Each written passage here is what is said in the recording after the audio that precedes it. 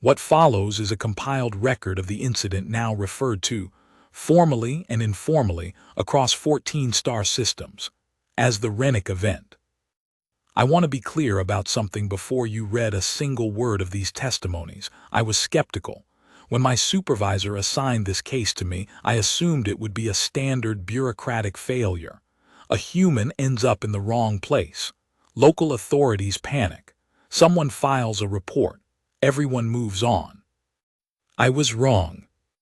Master Sergeant Calvin Rennick, United Earth Armed Forces, Special Operations Command, 3rd Battalion, spent 11 days in the Velanthi Civilian Processing Zone before anyone with the authority to correct the error actually tried.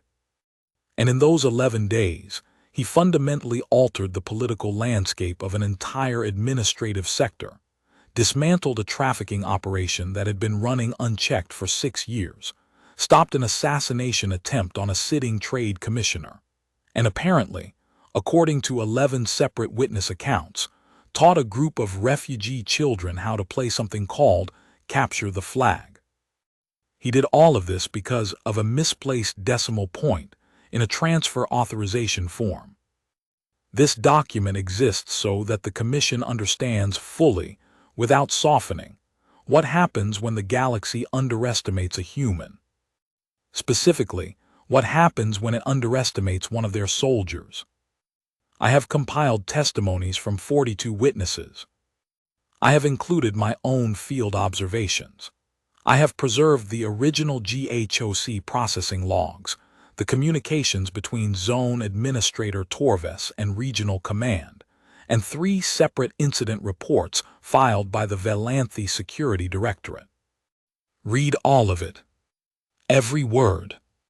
Because there will come a time, probably soon, when someone in this commission will propose a new policy regarding human military personnel. And when that happens, I want whoever reads this document to understand exactly what those policies are designed to manage. I was not present when Calvin Rennick walked through the processing gate. I wish I had been. By every account, there was nothing immediately alarming about him.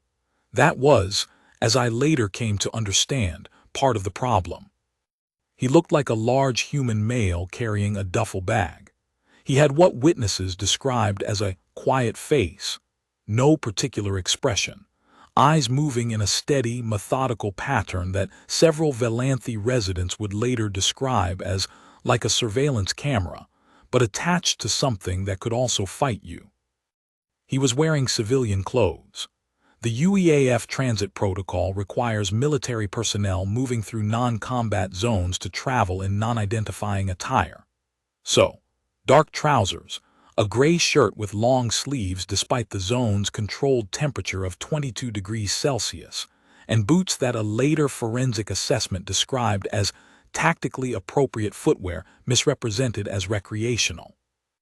He had a thermos, stainless steel, dented on the left side, in a way that suggested it had been used as an improvised tool at some point in its history. He walked through the processing gate, collected his temporary resident pass, looked at it for about 4 seconds, looked around the civilian zone, looked back at the pass, and then, according to the processing clerk, a young Velanthi named Sova said, in standard galactic with a slight accent, "This isn't Sector 9 Bravo."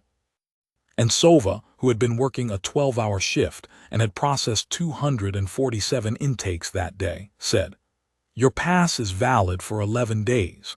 Temporary accommodation is in Block C. Food distribution is every 6 hours at Station 2. And Calvin Rennick, Master Sergeant, United Earth Armed Forces, Special Operations Command, 3rd Battalion, veteran of 4 combat deployments, recipient of the Silver Star and 2 Bronze Stars with Valor device, looked at the 22-year-old processing clerk and said, "Okay, where's your supervisor?" Sova told him the supervisor was on break. Rennick said he'd wait. He sat down on the bench beside the processing desk, opened his thermos, and drank what the processing logs would later confirm was coffee, black, by witness account, and waited. He waited for 47 minutes. Administrator Torves never came back from break early. And so Master Sergeant Calvin Rennick, carrying 11 days' worth of temporary residency authorization in a civilian processing zone, picked up his duffel bag and walked into the Valanthe civilian zone to wait for someone to fix the paperwork. The galaxy, as I wrote in my preliminary report, was not ready. Testimony begins. He was the last intake of my shift, or I thought he was. You know how it is near the end, you're just trying to get through the stack without making mistakes, and your brain is a little soft from the hours. I remember looking at his form and thinking, human, solo transit, military, okay, check the coordinate, type it in, print the pass. I typed in 9.14 instead of 91.4. I've thought about that a lot, the decimal point, one character. One character and all of it happens. He caught it, you know, right away. He looked at that pass and he knew something was wrong. Most people, they'd look at a pass and just walk through. But he looked at it the way, okay, this sounds strange, the way someone looks at a map when they already know where they're supposed to be and they're checking whether the map matches reality. Not just reading it, verifying it. He asked for my supervisor. I told him Administrator Torves was on break. He said he'd wait. He sat down right there on the bench and he just waited, very still, not impatient, not fidgeting. He drank his coffee and he watched the zone and he waited. After about 20 minutes, I started to feel bad. I asked him if he wanted to come back in an hour. He said, very politely, that he'd rather wait. He said, I don't know what's on the other side of that gate and I'd prefer to get the paperwork sorted before I go in. I didn't tell him that Administrator Torves sometimes took 2-hour breaks. I should have told him. He waited 47 minutes. Then he got up, said thank you very calmly, and walked through the gate into general population. I didn't realize my mistake until the next morning when I was going through the overnight corrections log. And by then, he'd already been in the zone for 16 hours. I reported it immediately. I want that on record. I reported it that morning. Testimony ends. Please advise on correction procedure. Sovapelith Intake Clerk. Administrator Torves, Valanthe CPZ. The Regional Command Transit Corrections Division did not process the request for 9 days. The stated reason, upon review, was that the request had been filed under the wrong subcategory. Administrator Torves had selected civilian personnel misrouting rather than military personnel misrouting, which sent it to a queue with a different priority tier. It sat in the wrong queue for 9 days before an automated flag caught the classification error. By that point, it was day 9 of 11. By that point, everything had already happened. The Valanthe Civilian Processing Zone is what the Commission calls a transit stabilization environment. It sounds neutral, clinical, bureaucratic, which is intentional. What it actually is a holding zone for approximately 12,000 beings waiting for their status to be clarified, their documents to be processed, their applications to be reviewed. Most of them wait for months. Some of them have been there for years. The zone is divided into blocks, A through H, with a general population area at the center, a medical facility that runs on skeleton staff, an administrative building that keeps hours roughly equivalent to a standard business day, and a security presence that I can only describe as inadequate for the population it's meant to serve. At the time of the Rennick event, the security directorate for the zone was staffed by 31 officers, Valanthe security personnel, mostly low-rank, underfunded, undertrained. Their primary function was crowd management and minor dispute resolution. They were not equipped, psychologically, tactically, or materially, to handle the kinds of problems that actually existed in the zone. Because the zone had a problem that nobody in the administration wanted to officially acknowledge. A trafficking ring. It had been operating for approximately 6 years. It was run by a network of mid-level criminals operating under the cover of a transit assistance cooperative called the VETH Group. They targeted the most vulnerable zone residents, unaccompanied youth, isolated individuals, beings with no external contacts, and they moved them through a series of transfers that ended somewhere off the official logs. Zone security knew about it, or suspected. Multiple residents had filed informal complaints over the years. But the VETH Group was careful. They had relationships with certain administrative personnel, and the official complaints, when they were filed, had a way of getting lost. This is the environment Calvin Rennick walked into on Stardate 412.088. He had a duffel bag, a thermos, 11 days on his pass, and no idea what he'd walked into. But he was going to find out. Testimony begins. I'd been in Block C for 14 months. You learn to read the zone after that long. You know who belongs, you know who's trouble, you know who's going to make things worse just by existing in a space. It's a survival skill. You develop it or you suffer.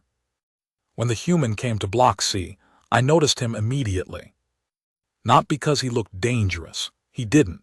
He was quiet, he didn't push. He found the empty bunk at the end of the row and he put his bag under it and he sat on the edge of the mattress and he just absorbed the room. That's the only way I can describe it. He sat there for maybe 20 minutes, not doing anything, just looking. At the exits, at the other residents, at the ceiling, at the floor. Methodical. Patient. I thought maybe he was nervous. Some new residents are. They don't know the dynamics, they don't know who's allied with who, they're scared. But he wasn't scared. That was the difference. I've seen scared, I've felt scared, and that wasn't it. He was calm in a way that felt like he'd chosen calm specifically, like it was a tool he was using. I introduced myself because I was curious, and because in 14 months I'd learned that introducing yourself to uncertain elements is better than ignoring them and finding out the hard way. He told me his name was Calvin. He shook my hand, the human gesture which I'd seen before but not expected, and he asked how long I'd been in the zone. I told him. He nodded. He asked what the procedures were like, how the daily schedule worked, whether there were any, and this is the part I remember most clearly, whether there were any issues I'd found it useful to know about. Not, is it safe? Not, is there anything to worry about? He asked what issues it was useful to know about. Like he was conducting a briefing, like he was gathering operational intelligence and I was a local contact. I told him about the food distribution schedules. I told him about the medical facility hours. I told him about the administrative office and when was the best time to go if you wanted someone to actually process your paperwork. I didn't tell him about the VETH Group that day. I didn't know him well enough. And honestly, I didn't know if he was safe. Big, quiet, watching everything. For all I knew, he could have been connected to them. He wasn't, obviously, but I didn't know that yet. That night, his first night, there was a disturbance 3 bunks down. 2 of the VETH Group's lower-level people, I knew their faces. Everyone in Block C knew their faces, were pressuring a young Cassidy male, maybe 17, just arrived that day. Standard first contact approach. Friendly, helpful, too friendly, too helpful. Most of us looked away. You learn to look away. You look away and hope it isn't you. Calvin Rennick didn't look away. He got up from his bunk, walked over and sat down between the young Cassidy and the 2 men. Just sat down, like he'd been invited.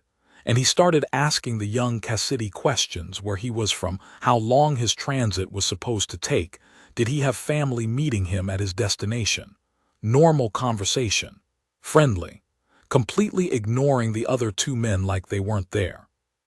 One of them told him to mind his own business. He looked at the man and said, very pleasantly, "I'm just getting to know my neighbors." And then he went back to talking to the young Cassidy. The 2 men left.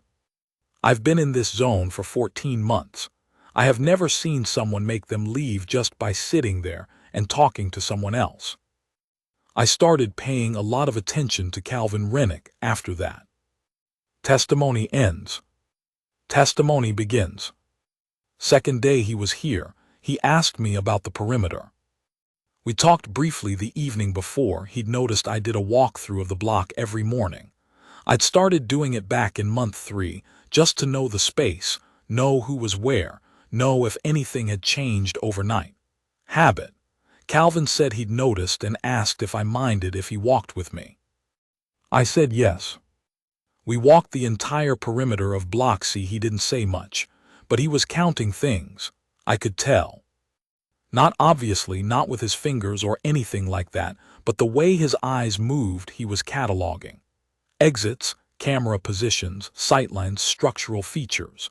Measuring in whatever way his mind measured things. He asked me which cameras worked and which were dead. I was surprised. I knew which ones were dead. You learn that because knowing it is useful. But I didn't expect a first-week resident to know they weren't all functional. I told him. He said 3 cameras on the east corridor, all dead. That's where they take people. I asked him who had told him that.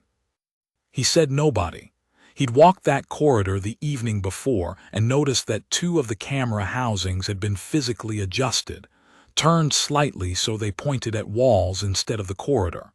Not broken. Redirected, which meant it wasn't maintenance failure. It was intentional. And the third one had fresh dust on the lens, which meant it had been dark for long enough that nobody was cleaning it.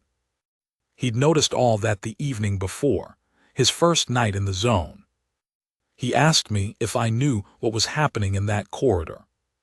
I told him what I knew, which wasn't specific. I knew people disappeared. I knew the Veth group was involved. I knew nobody who'd reported it had gotten anywhere. I told him that. I told him zone security either couldn't or wouldn't help. He listened to all of it without interrupting. Then he said, "Okay." Just okay. Like I'd given him a weather report, and he was deciding what to wear. He drank his coffee, and we finished the perimeter walk. And then he went to the administrative office when it opened at the standard hour, and waited in line, and talked to whoever was at the desk, and reported the camera situation as a security concern. I watched him do it through the window. The administrator he spoke to was, I recognized her, one of the ones who'd received complaints before. She listened to him, typed something, said something, and he nodded and left. He came back and told me the complaint had been logged. I told him it wouldn't go anywhere. He said probably not, but now there's a record. I didn't understand why that mattered at the time. I understand now. Testimony ends. Observer, Archivist Vila das Mareth. By day 3, he had spoken to roughly 60% of Block C's residents. I want to be clear about how he did this because I think it matters. He didn't hold meetings. He didn't give speeches. He just talked to people, one at a time, usually while they were doing something else, waiting in the food distribution line, sitting in the common area, walking between blocks.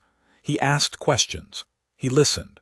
He remembered what people told him and followed up on it the next day. Several residents told me, independently, that talking to him felt like talking to someone who actually heard them. He asked me how my daughter was, said one resident, a Telhari woman named Seva who'd been in the zone for 22 months. I'd told him about her the day before, that she was waiting for me at the destination, that I hadn't been able to message her because the comm terminals were down. He asked about her the next morning, not as conversation. He actually wanted to know if there had been any update. By day 4, he had also submitted 4 additional formal complaints to the Zone Administrative Office.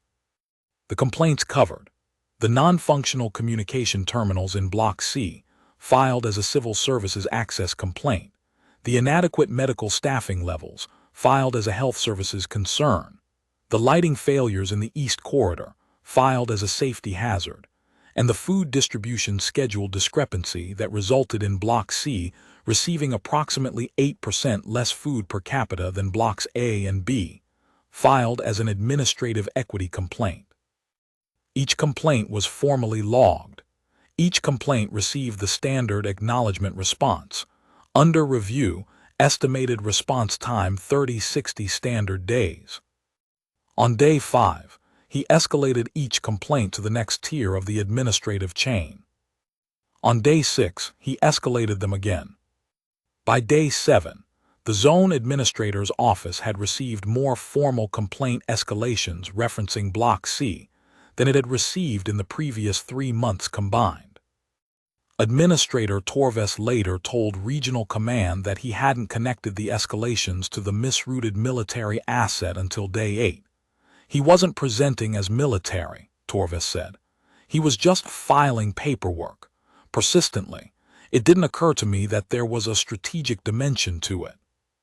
There was absolutely a strategic dimension to it. Testimony begins. I came into the zone alone.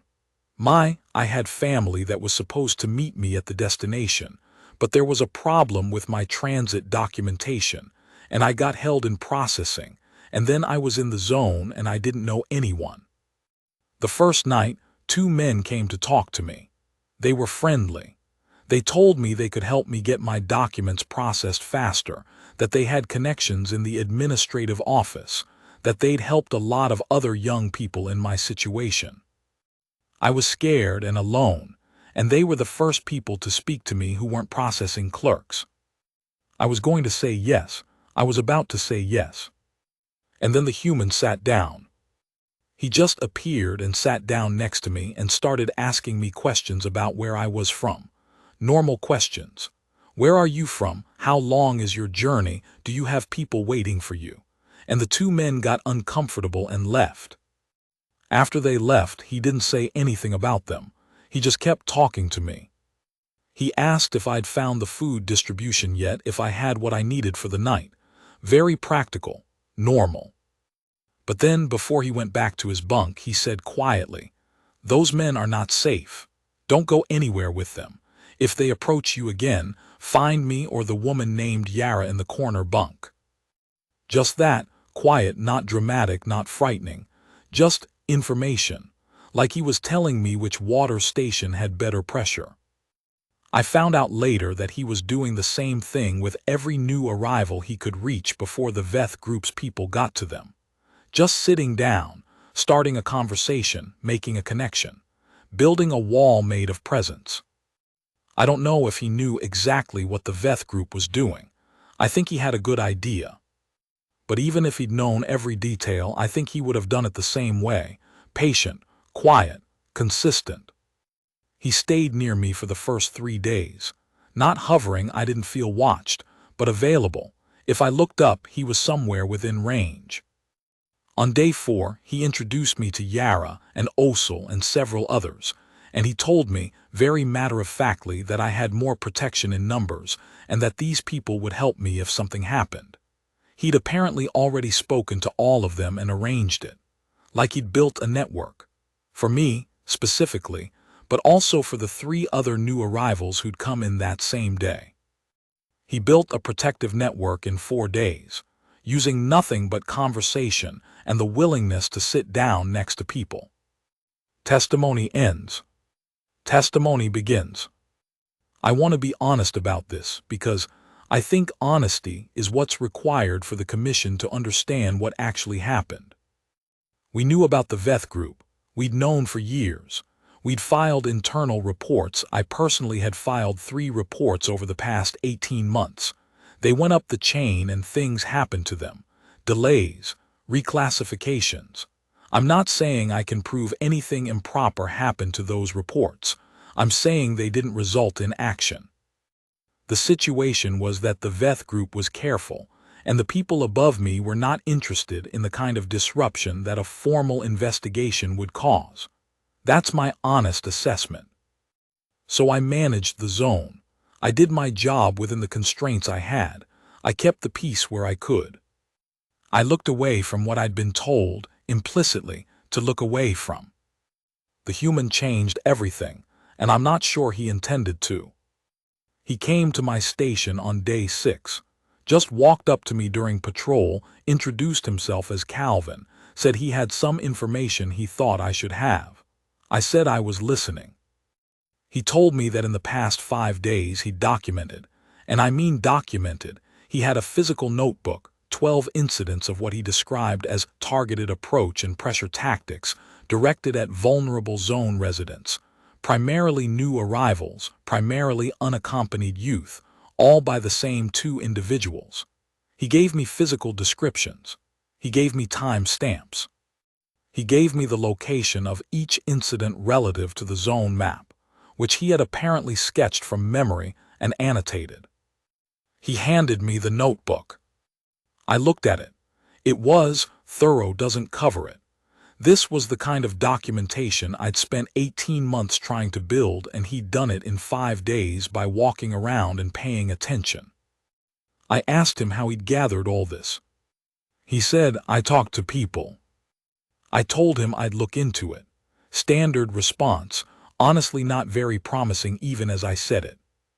He looked at me for a moment, not threateningly, just steadily, and then he said, "I know you've filed reports before. I found references to them in the administrative logs." I asked how he'd accessed administrative logs. He said, "I asked the administrator on duty to show me the public complaint record. It's public," he said. "I know the situation is complicated. I'm not trying to make your job harder, but I'm also going to keep documenting until someone with the authority to act on this does something." And then he left.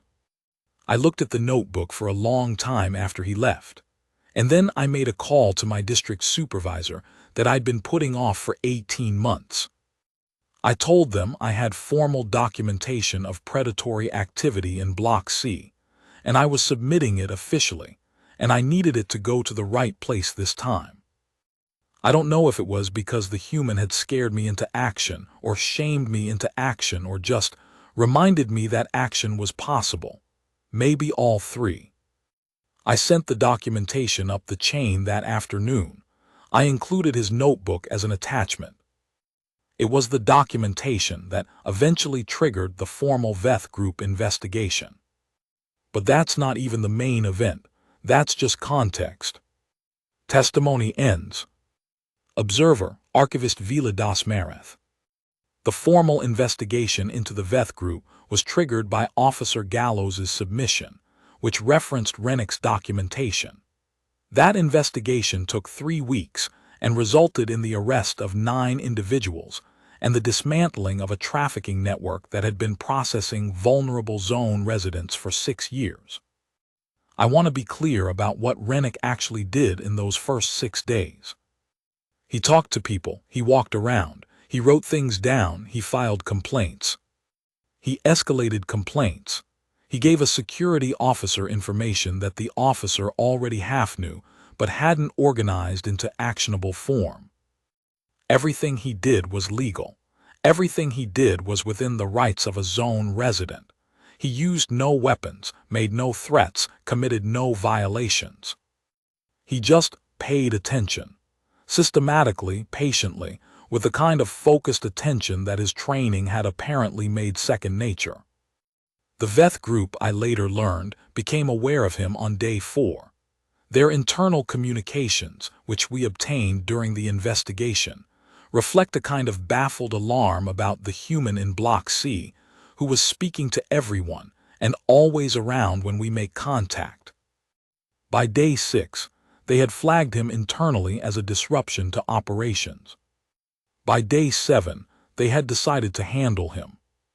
That decision led to the incident that I have designated in my preliminary report as the East Corridor confrontation. It is the moment that most of the witnesses identify as the turning point of the Rennick event. It is the moment that the 42 testimonies I've compiled all converge on. I'll let the witnesses tell it in their own words, because my own words, I've found, are not adequate to what happened in that corridor on the evening of day 7. Testimony resumes. It was the 7th evening, late, after food distribution, after the lights in the common area dimmed to the night cycle. Most people were in their bunks. Calvin had told me 2 days before that he thought something might happen. He said it quietly, not as a warning, more like information. He said, "They've noticed me. Something will happen in the next day or two. Stay in the central area at night until it resolves. I asked him if he was worried. He thought about it for a second and said, "No, but I want you to stay in the center." I was in the central area when I heard it. A sound from the east corridor. Not loud, it wasn't screaming, more like scuffling, something hitting a wall, and then quiet. I went to the corridor entrance, not all the way in, just to the edge. The others were behind me. There were 5 of them. The 2 I recognized from Block C, and 3 more I hadn't seen before. They'd come in from somewhere else, the B block entrance, I think.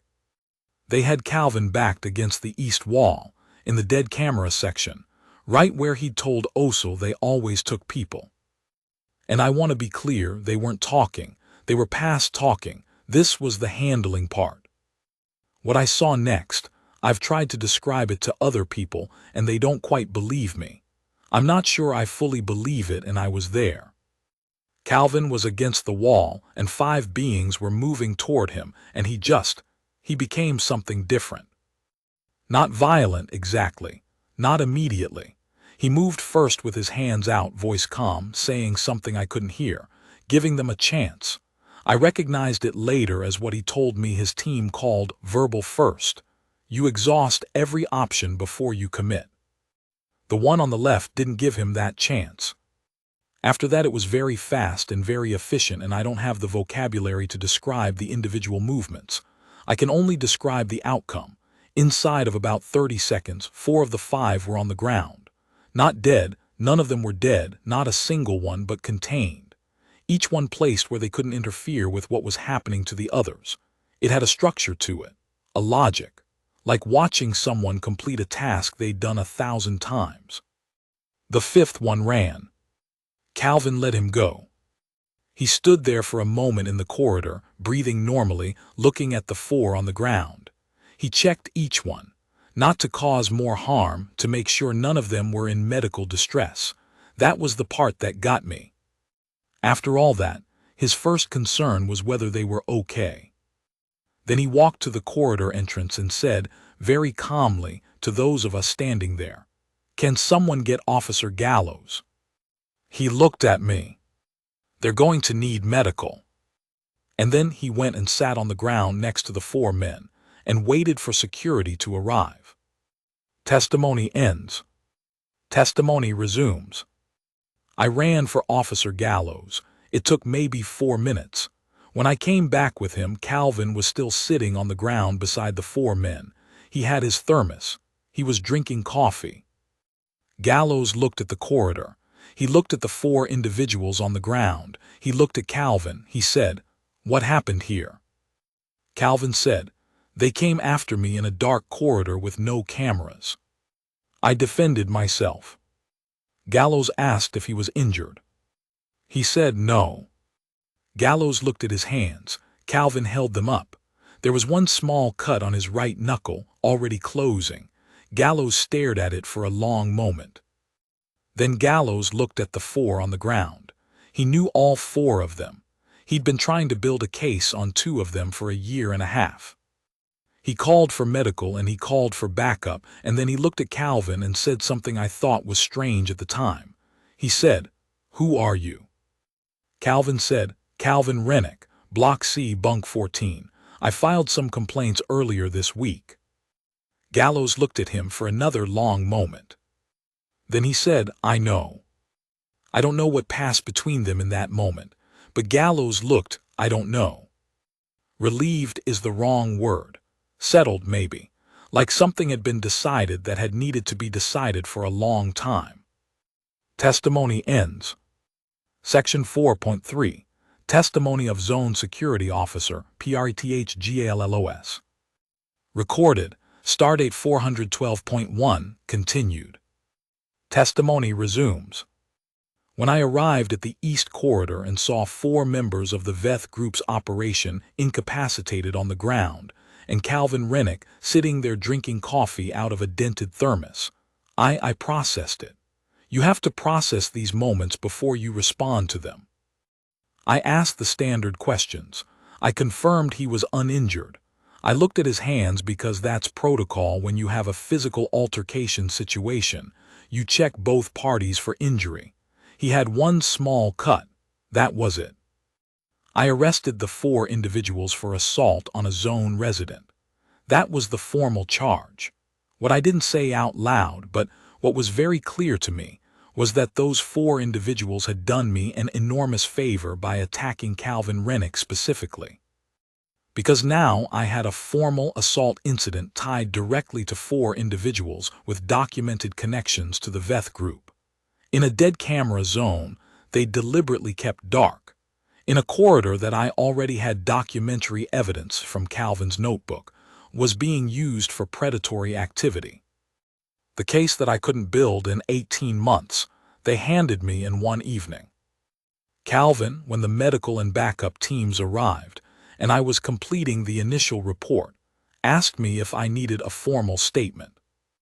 I said yes. He gave one. Detailed, chronological, clear, time stamps he'd noted mentally, sequence of events, exact dialogue to the best of his recollection, clearly labeled as approximate, physical positions, everything you need in a statement organized the way you'd want it organized. He'd clearly given statements before. I asked him after what he did, what he did for work back on Earth. He said, I'm in the military, special operations. And I realized right then that this, everything from day one, the complaint filings, the documentation, the protective network, all of it, wasn't exceptional behavior for him. It was just what he did. The filing complaints, the talking to people, the building of documentation, the patient waiting, the being there at the critical moment, this was just what his training produced. Applied to a situation his training had never specifically imagined. A special operations soldier dropped into a civilian zone by a decimal point. Just doing what he knew how to do. Testimony ends. Observer, Archivist Vila das Mareth. The assassination attempt is, I think, the part that most people focus on when they discuss the Rennick event in casual conversation. It's the most dramatic element. It has a clear antagonist, a clear moment of crisis, a clear resolution. But I want to note, for the record, for posterity, for whoever is reading this document in a future that may have forgotten the context, that the assassination attempt would not have been prevented if not for everything that came before it. The documentation, the relationship with Officer Gallows, the network of residents who trusted him, who moved when he moved, who passed him information because he'd spent 7 days earning their trust. The assassination attempt is the headline. The 7 days of patient, systematic human groundwork are the story. Here is what happened. Testimony begins. I'll tell you exactly what I was doing when it happened, because it matters for context. I was in the zone on a routine inspection visit. This was something I did periodically, unannounced visits to GHOC civilian processing zones. Accountability measure. The Commission believes these visits are important. I arrived at Valanthi CPZ at approximately 14:00 on day 9 of what I did not yet know was the Rennick event. Administrator Torves met me at the entrance and walked me through the standard briefing, occupancy numbers, processing rates, resource allocation. Standard inspection visit. What Torves did not know, what nobody in the administrative chain had apparently connected yet, was that there were 3 Veth Group operatives in the zone who were very unhappy about the arrests of their colleagues 2 days before.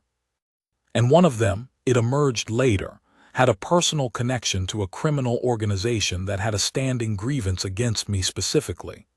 A trade sanctions case I'd adjudicated 18 months prior.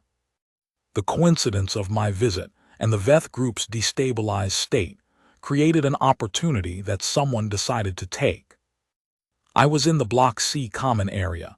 Torves was showing me the upgraded food distribution station, which I later confirmed was only upgraded for my visit, when the human found me.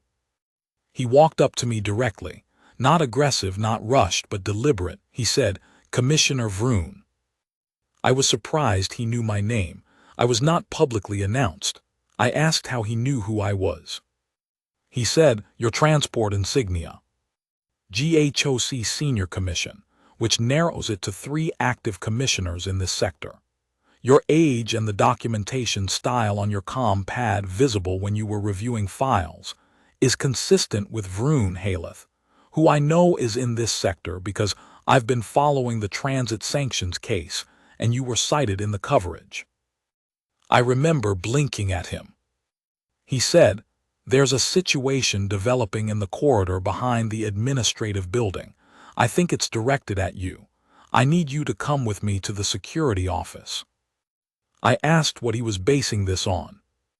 He said, 3 people arrived in the zone this morning. Not standard arrivals. They bypassed the Block A intake and came through a maintenance access point that shouldn't have been open. I know this because a resident I've been talking to, Marathi female, noticed them and thought it was unusual, and mentioned it to me because she's been noticing unusual things since I asked her to 8 days ago. They went directly to the East Corridor. Nobody who arrives through a maintenance access and goes directly to the East Corridor is here for legitimate reasons. He said all of this in about 40 seconds. I looked at Torves. Torves looked at the human. The human said very calmly, "I think this is time sensitive." We went with him to the security office. 15 minutes later, Officer Gallows and 3 backup officers apprehended 2 of the individuals in the East Corridor. They were carrying concealed weapons. The 3rd individual was found in the administrative building, near the route that Torves's standard inspection tour would have taken us. They were later connected to the same criminal organization the Veth Group affiliates were connected to. None of them would say who had given them the timing of my visit. I stood in the security office and I looked at this human, Calvin Rennick, Master Sergeant, a man who had been in this zone for 9 days because of a decimal point error, and I said, "Who are you?" And he said, "I'm nobody important. I'm just waiting for the paperwork to get sorted." Testimony ends. Testimony begins. When Commissioner Vroon told me to contact Regional Command immediately and report that we had a misrouted military asset in the zone who had, in 9 days, disrupted a trafficking ring and prevented an assassination attempt, I genuinely thought for a moment that I had misunderstood something. I called Regional Command Transit Corrections, and I gave them the reference number for the original error correction request. The one I'd filed on day 1, the one that had been sitting in the wrong queue for 9 days. The person at Transit Corrections found the file.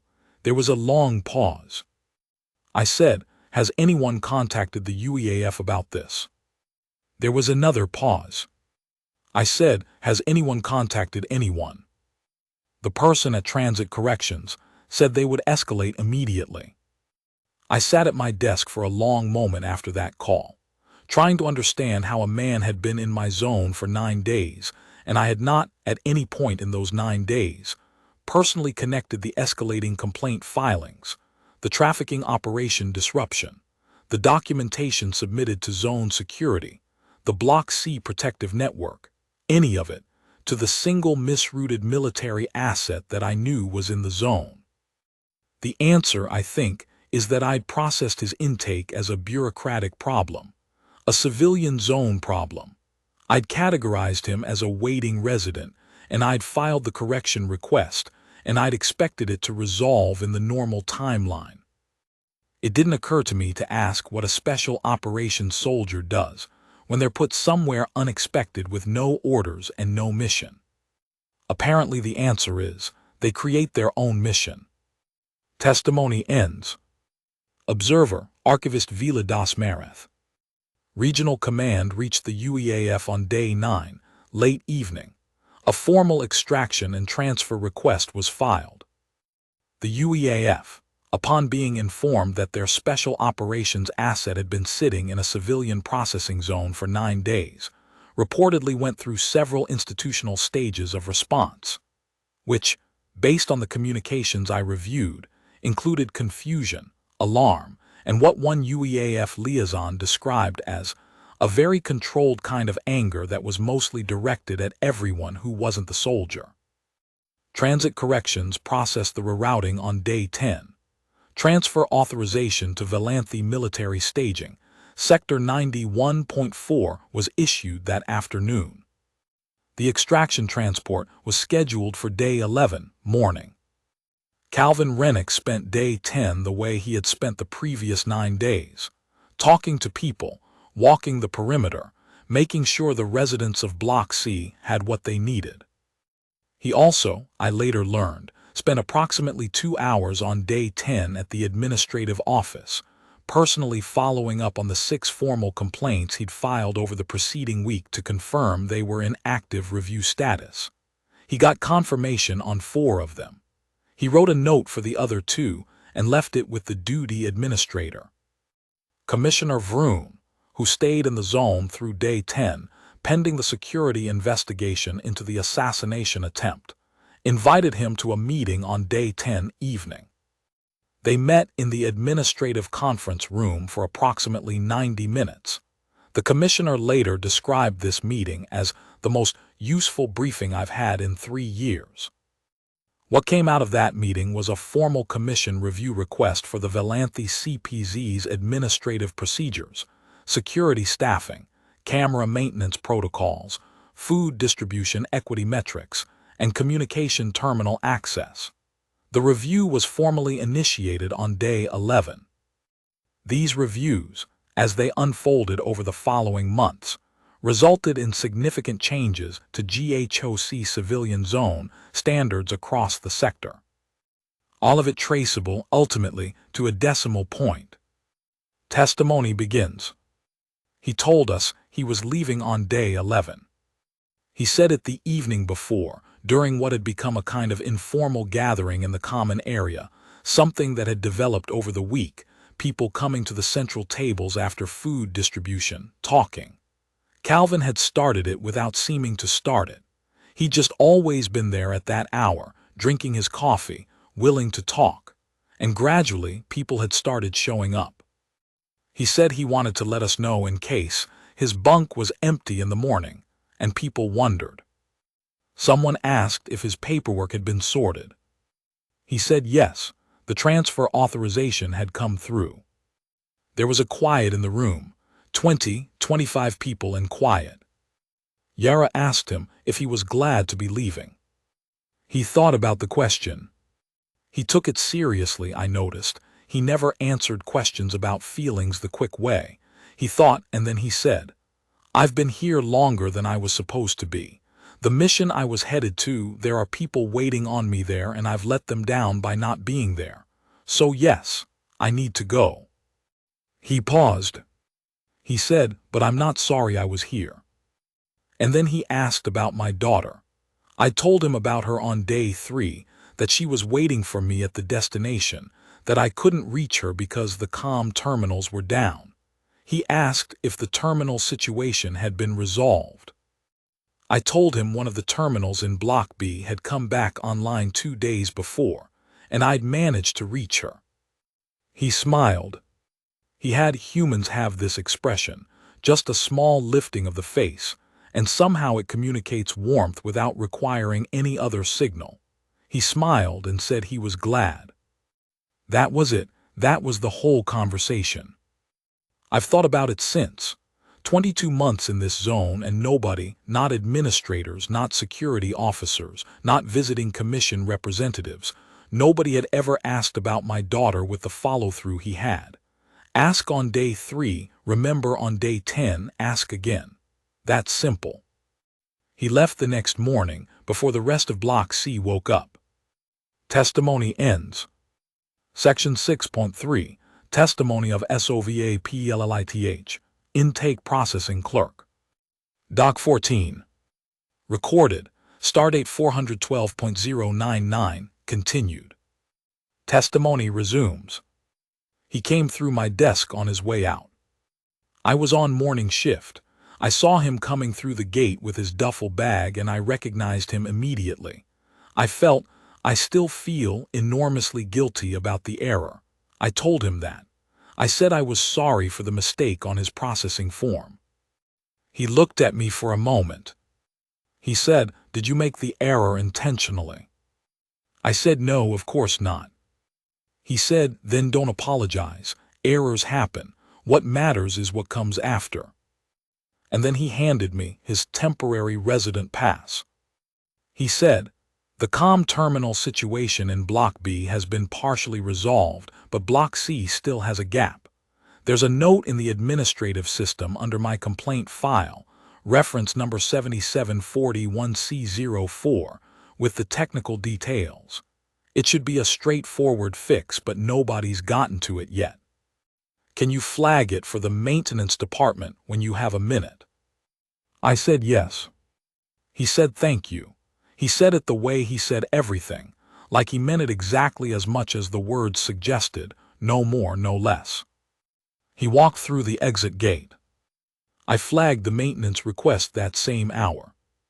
The terminal was fixed by afternoon. Testimony ends.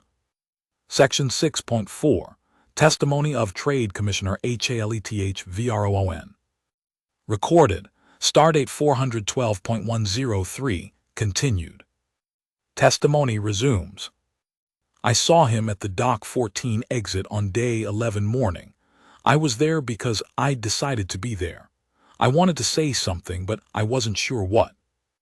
He came through the main corridor with his bag. He saw me waiting. He stopped.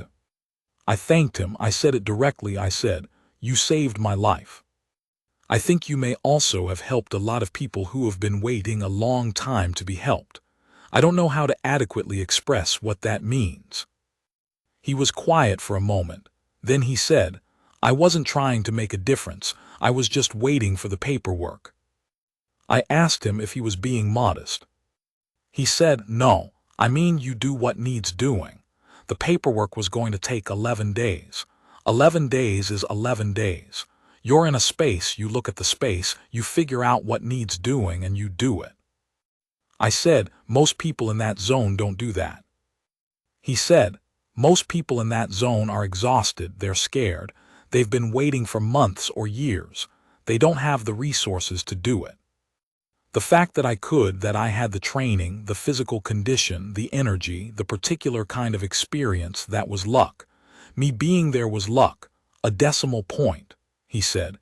"It shouldn't have required luck. That zone should have systems that work." I told him the review was going to change that. He said he hoped so.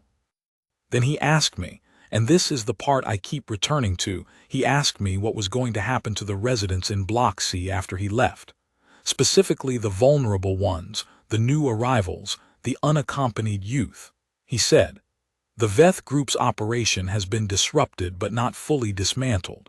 The network I put together in Block C will hold for a while, but it needs someone to anchor it. Is Zone Security going to maintain a presence?"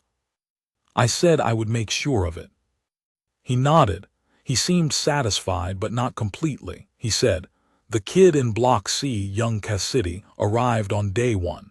He's got 3 weeks left on his pass. Can you personally flag his case for expedited processing? He's been waiting since before I got there."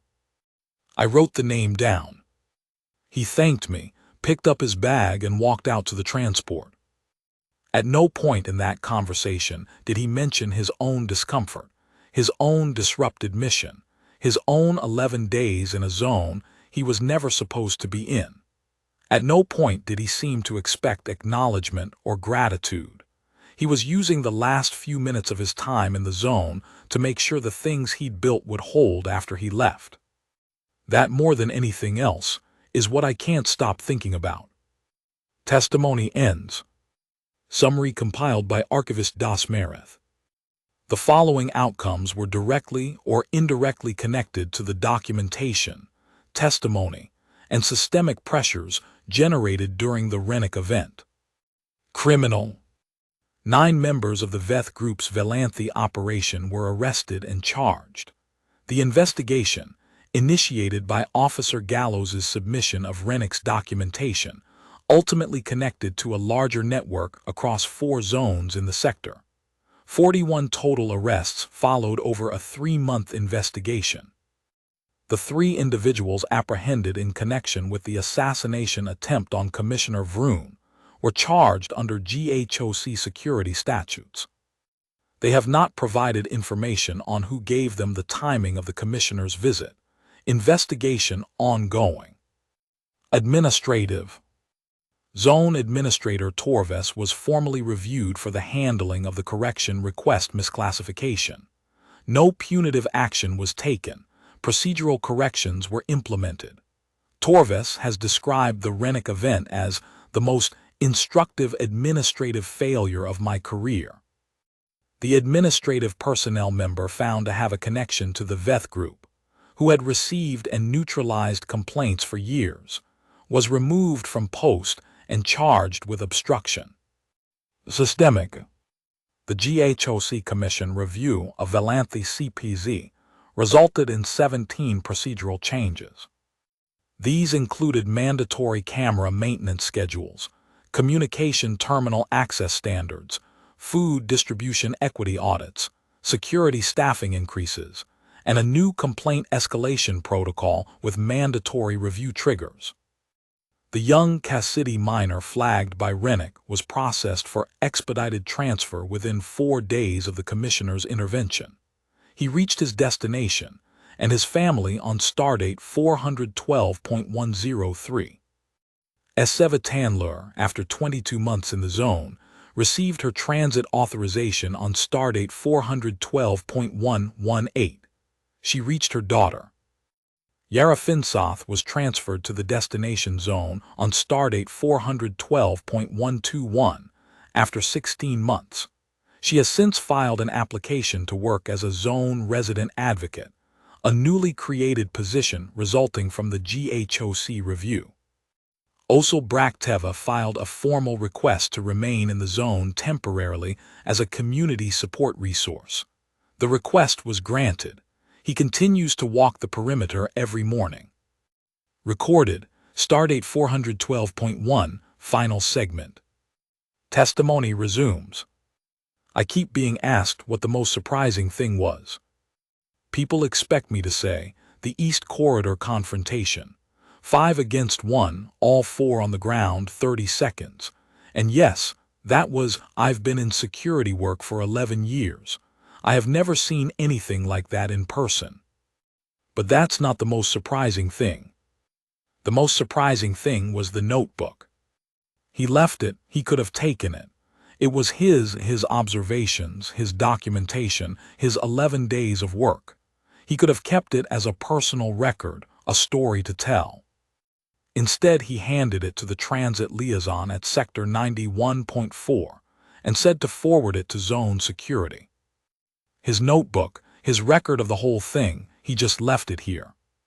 Like it was ours now, like he'd written it for us. I still have it. The original physical notebook. I've kept it on my desk since it arrived.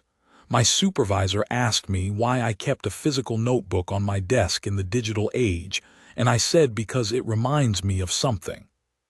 She asked what? I said, there's a type of person who, when you drop them into a situation that isn't their problem, still treats it like their problem. Not because they want credit, not because they're trying to be a hero, because that's just what they do, because looking away isn't in their vocabulary. She asked where that type of person came from. I said Earth. Specifically, apparently, from some part of the UEAF, where they train that kind of thing into people until it's reflexive. Until it's just who they are. Testimony ends.